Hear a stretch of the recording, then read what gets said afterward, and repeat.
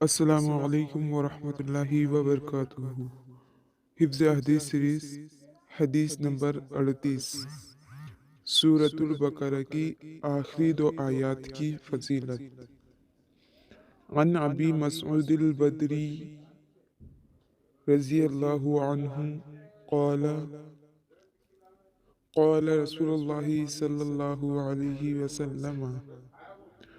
عن ابی مسعود البدری رضی اللہ عنہ قال قال رسول اللہ صلی اللہ علیہ وسلم۔ الآیتان من آخری سورۃ البقرہ۔ الآیتان من آخری سورۃ البقرہ،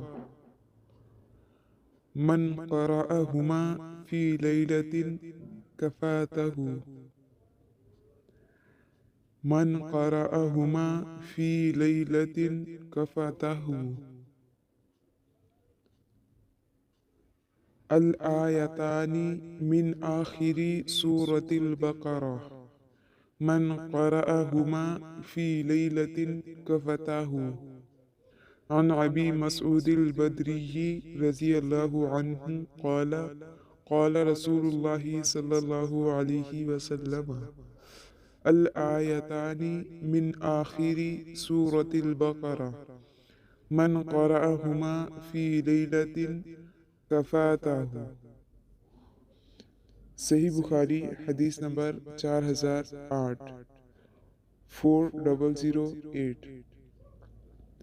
ابو مسعود بدری رضی اللہ عنہ روایت کرتے ہیں، رسول اللہ صلی اللہ علیہ وسلم نے فرمایا، جو کوئی سورہ بقرہ کی آخری دو آیات رات کو پڑھے وہ اس کو کافی ہو جاتی ہے۔ ابو مسعود بدری رضی اللہ عنہ روایت کرتے ہیں، رسول اللہ صلی اللہ علیہ وسلم نے فرمایا، جو کوئی سورہ بقرہ کی آخری دو آیات رات کو پڑھے وہ اس کو کافی ہو جاتی ہے۔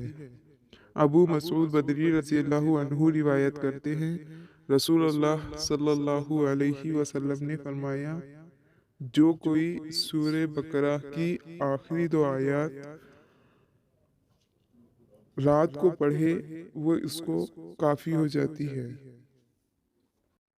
صحیح بخاری حدیث نمبر 4008۔